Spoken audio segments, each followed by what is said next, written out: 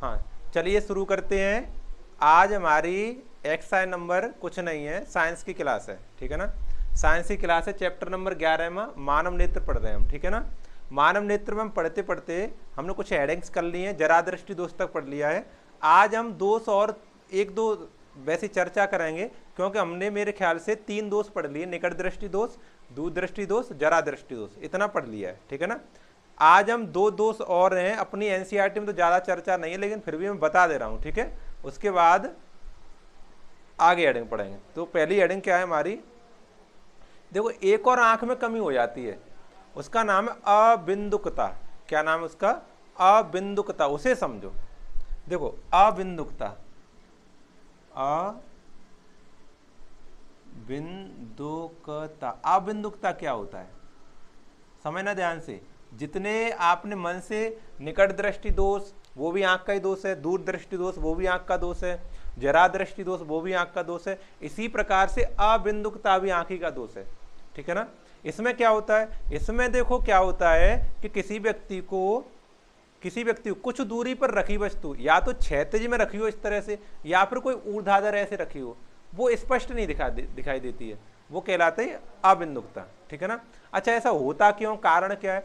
उसका कारण ये है कि जो हमारी कॉर्निया होती है, कॉर्निया तो मैंने पढ़ाया था, कॉर्निया होती है, कॉर्निया का पूर्णतः गोल ना होना, कॉर्निया का पूर्णतः गोल ना होना, यानी दूसरे शब्दों में कह सकते हैं कि उसकी एक तरफ की तो वक्रता ज्यादा होना और एक तरफ की वक्रता कम होना, यानी एक तरफ थोड़ा ज्यादा होना, एक तरफ थोड़ा कम होना। तो इसकी वजह से क्षैतिज में रखी वस्तु या फिर ऊर्ध्वाधर रखी वस्तु स्पष्ट नहीं दिखाई देती है, वो रोग हमारा क्या कहलाता है, वो कमी क्या कहलाती है, अबिंदुकता कहलाती है, ठीक है ना।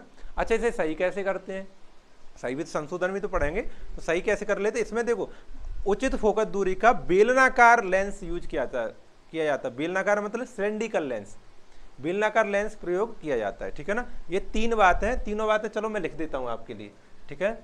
इस दोष से पीड़ित व्यक्ति को लिखो, इस दोष से पीड़ित व्यक्ति को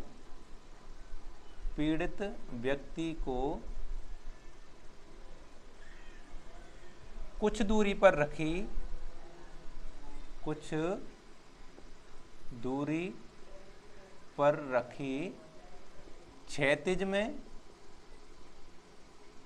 क्षैतिज या ऊर्ध्वाधर मतलब लंबवत, ऊर्ध्वाधर में स्पष्ट रखी कहाँ है, रखी वस्तु ने रखी है ना, कुछ दूरी पर रखी क्षैतिज ऊर्ध्वाधर में वस्तु स्पष्ट दिखाई नहीं देती है, स्पष्ट दिखाई नहीं देती है, ठीक है ना। इस रोग को क्या कहते हैं, इस कमी को कहते हैं हम अबिंदुकता। क्या कहते हैं? अबिंदुकता। चलो ये हो गया। अच्छा कारण क्या है इसका, कारण समझो, कारण क्या होता है।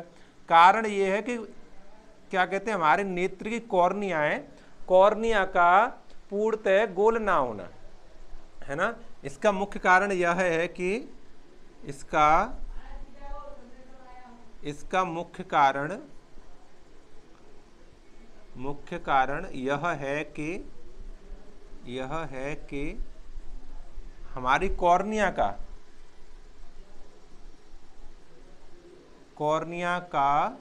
पूर्णतः गोल ना होना,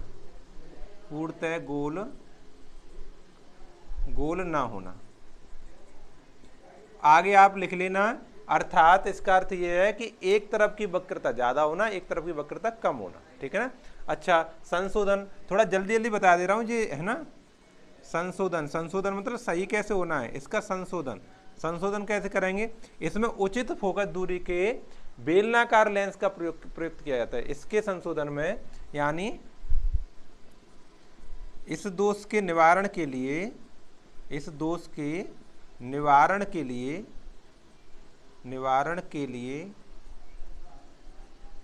उचित फोकस दूरी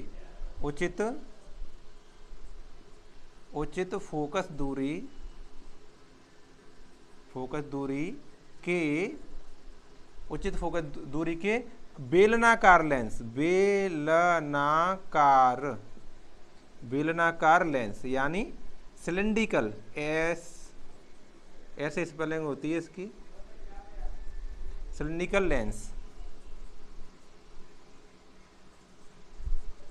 लेंस का प्रयोग किया जाता है।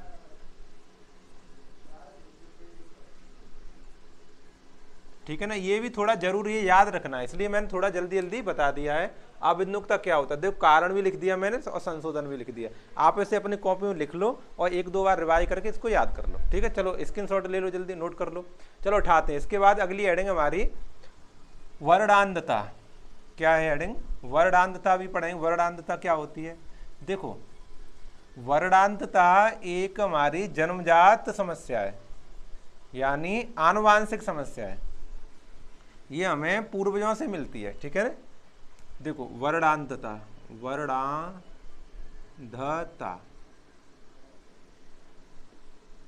ठीक है। वर्णांधता क्या होती है? इस दोष से पीड़ित व्यक्ति को कुछ विशेष रंगों में, जिस दोष से पीड़ित व्यक्ति कुछ विशेष रंगों में अंतर नहीं कर पाता है। कलर यानी कह सकते हैं जो एक कलर विशेष शंकु होते हैं हमारी आंख में, वो क्या कहते हैं, कमजोर पड़ जाते हैं, वो अच्छी तरह सुग्राही नहीं होते हैं। ठीक है ना, इसलिए ये क्या होता है कि हम मान लिया कि कौन कौन से कलर सेम होते हैं लगभग, जैसे बैंगनी है और क्या कहते हैं गुलाबी है, ज़्यादा अंतर नहीं होता, इसमें अंतर नहीं कर पाएंगे। रेड है और क्या कहते हैं ऑरेंज है, इसमें अंतर नहीं कर पाएंगे कि ऑरेंज कलर है या फिर रेड कलर है, अंतर नहीं कर पाए हम। तो कौन सा रोग होगा हमारा? कौन सा रोग होगा? वर्णांधता होगा। क्या होता क्यों है ये?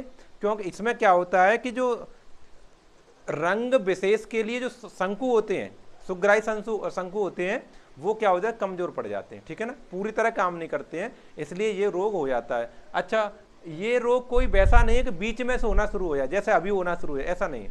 ये रोग आनुवांशिक रोग है। ठीक है ना, और इसका कोई इलाज नहीं है। आनुवांशिक रोग है, इसका कोई इलाज नहीं। ऐसा नहीं, संशोधन भी इसमें लिखेंगे हम, संशोधन नहीं लिखेंगे क्योंकि ये आनुवांशिक रोग है, इसका कोई इलाज नहीं है। ठीक है, इसको संशोधित नहीं किया जा सकता। ठीक है, तो लिखेंगे इसमें इस रोग से पीड़ित व्यक्ति को कुछ विशेष रंगों, इस रोग से पीड़ित व्यक्ति किसी विशेष रंगों को रंगों में अंतर नहीं कर पाता है। इस दोष से देखो, मैं ये डेफिनेशन से लिखता हूँ, वो बिल्कुल अपनी भाषा में लिखता हूँ। ठीक है ना, आप भी इसे नोट किया करो, फिर समझा करो और फिर अपनी भाषा में याद कर लिया करो, तो जल्दी याद हो जाएंगे। बिल्कुल किताब की 2 कॉपी रटोगे तो याद करना मुश्किल है थोड़ा। ठीक है, तो आप भी ऐसे याद किया करो। इस दोष से पीड़ित व्यक्ति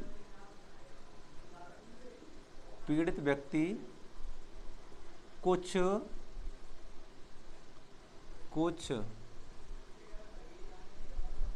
रंग विशेष में अंतर नहीं कर पाता है, मैं अंतर नहीं कर पाता है। ठीक है ना, ये दोष में क्या होता है, रंगों में अंतर नहीं कर पाता। क्यों नहीं कर पाता, ये कारण यहां लिख सकते हो, कारण लिख सकते हो।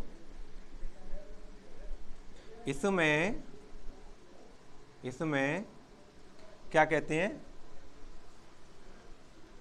रंग विशेष सुग्राही शंकु।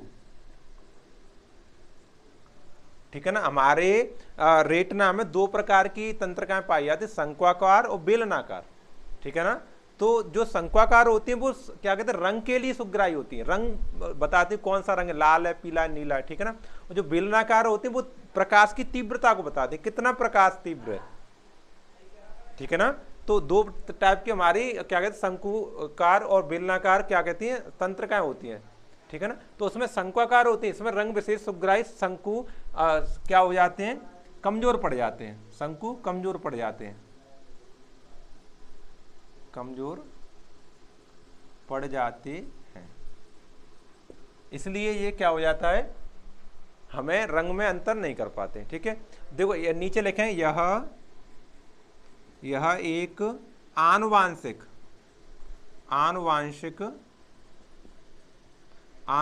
रोग है। ठीक है ना, यह एक आनुवांशिक रोग है, इसका कोई उपचार नहीं है, इसका कोई इसका कोई उपचार नहीं है, उपचार नहीं है। ठीक है ना, ये समझ आ गया।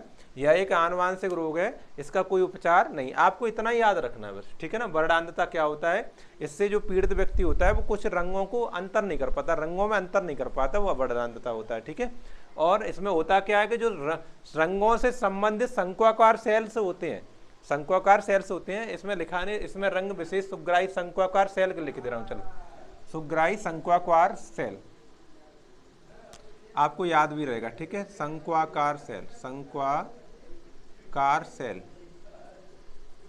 सेल कमजोर पड़ जाते हैं, कमजोर पड़ जाते हैं। अब सही है। ठीक है, शंक्वाकार सेल होते हैं वो क्या हो जाते हैं, कमजोर पड़ जाते हैं, इसलिए हमें रंगों में अंतर नहीं कर पाते हैं। ठीक है, अच्छा उपचार हो सकता है, नहीं हो सकता, इसका कोई उपचार नहीं। क्यों? क्योंकि आनुवांशिक रोग है। ऐसे समझो हमारे पिताजी को था, पिताजी से फिर हमें हो गया, हमसे फिर हमारी आगे वाले संतान हो जाए। ठीक है, ये आनुवांशिक रोग होता है।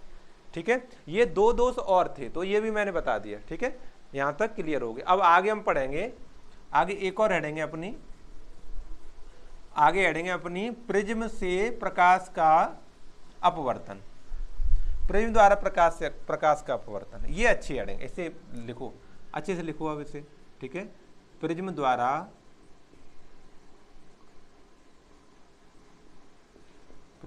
प्रकाश का अपवर्तन, अपवर्तन। ठीक है, प्रिज्म द्वारा प्रकाश का अपवर्तन, इस तरह से समझो। देखो प्रिज्म क्या होता है ये समझो। प्रिज्म क्या है कि इसमें दो तो हमारे,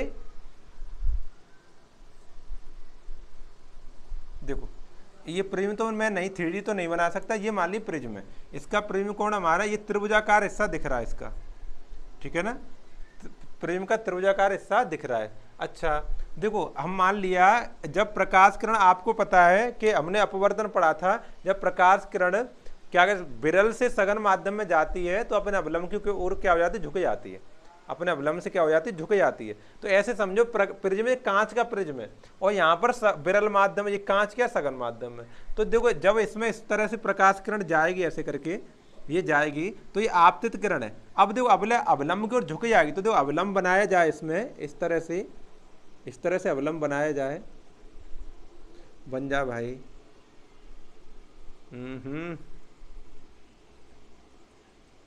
चलो ठीक है, अवलंब इस तरह से हमने बना लिया तो अपने अवलंब की ओर इस तरह से झुक जाएगी, ऐसे करके झुक गई ना। अच्छा ये तो किसमें थी, ये आपतित किरण प्रिज्म में। प्रिज्म से जब बाहर निकलेगी ये प्रकाश किरण, प्रिज्म से कहाँ निकलेगी, बाहर निकलेगी, यानी सघन से विरल में जाएगी तो फिर अवलंब से दूर हट जाएगी। तो यानी इसमें अब अवलंब खींचा जाए ऐसे, देखो ये अवलंब खींच दिया तो अवलंब से थोड़ा दूर हट के इस तरह से जाएगी।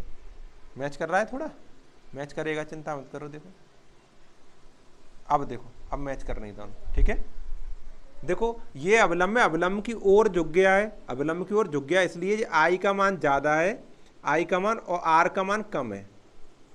सही है, और यहाँ देखो अवलंब से दूर हट गया इसलिए आर का मान कम है, और ये ई निर्गत कोण है, ई का मान ज्यादा है।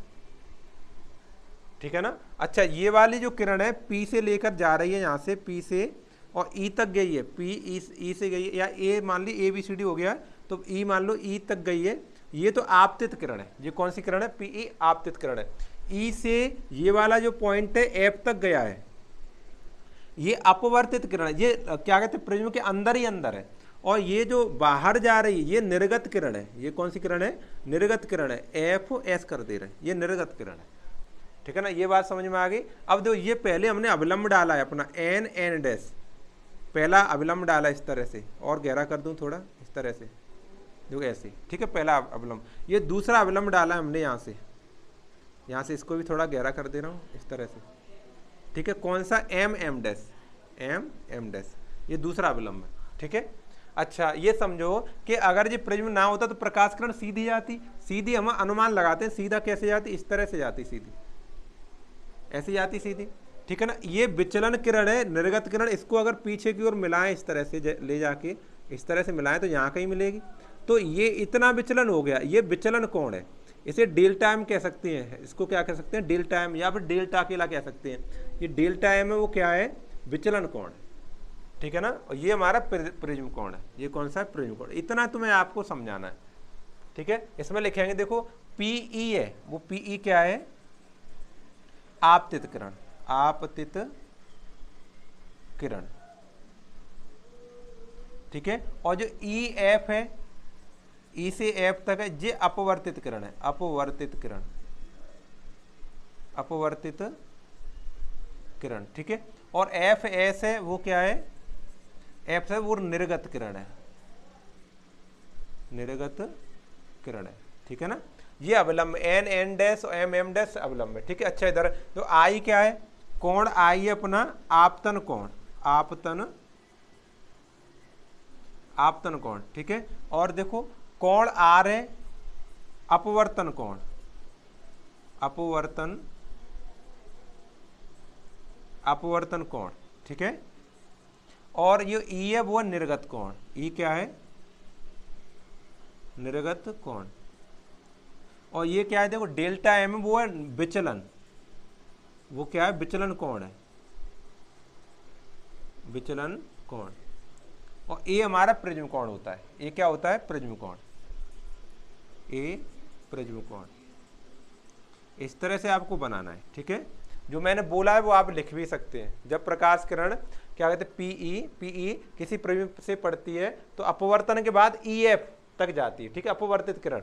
और अपवर्तन जब प्रिज्म से बाहर निकलती है तो अपने अवलंब से दूर हटती हुई एफ एस की ओर निर्गत हो जाती है, निकल जाती है, ठीक है। जब इसे पीई को आगे बढ़ाते हैं तो और क्या कहते हैं, एफ एस को पीछे बढ़ाते, दोनों ये एक पॉइंट में मिलते हैं, उसका नाम लिख दे रहे हैं डी, उसका पॉइंट क्या नाम लिख दिया, डी, डी पर मिलते हैं। यही हमारा क्या विचलन कोण डेल्टा एम, ठीक है। लिखने के बाद इतना लिख देंगे। अच्छा आगे देखो, यदि विचल क्या कहते हैं, प्रिज्म कोण, प्रिज्म कोण ए, प्रिज्म कोण ए तथा, प्रिज्म कोण ए तथा किसी विशेष रंग के लिए, किसी विशेष रंग के लिए, विशेष रंग के लिए, विशेष रंग के लिए क्या कहते हैं, विचलन कोण, विचलन कोण डेल्टा एम हो, डेल्टा एम हो, तब अपवर्तनांक का फॉर्मूला क्या हो, ये आपको फॉर्मूला याद करना है, ठीक है। इससे क्वेश्चन हल होंगे। अपवर्तनांक एन बराबर फॉर्मूला होता है sine A plus delta M, A plus delta M बट्टे 2 और नीचे sine A by 2, A by 2, ठीक है। एन बराबर sine A plus delta M बट्टे 2 साइन ए बाई 2। ए क्या है इसमें, प्रिज्म कोण, डेल्टा एम क्या है, विचलन कोण, और ये ए फिर इसमें प्रिज्म कोण, ठीक है ना। ये हमारा हो गया प्रिज्म द्वारा प्रकाश का अपवर्तन, ये है, ठीक है ना। तो आज हम यहीं तक पढ़ेंगे। इसके आगे वाले टॉपिक में हम पढ़ेंगे क्या कहते हैं, वर्ड विक्षेपण। अब इसके बाद आ रहा है हमारा टॉपिक वर्ड विक्षेपण, ठीक है ना, उसको समझेंगे। आप तब तक पीछे वाला रिवाइज करो, ये चैप्टर खत्म होने वाला है, इसका फिर टेस्ट होगा आपका, ठीक है। ये चैप्टर खत्म होने वाला है, 1-2 हेडिंग रह गई बस, उसके बाद आपका टेस्ट होगा। तो इसको रिवाइज करते रहो साथ साथ, ठीक है। नोट करो, स्क्रीनशॉट ले सकते हो। चलो यहीं बंद करते हैं, ठीक है।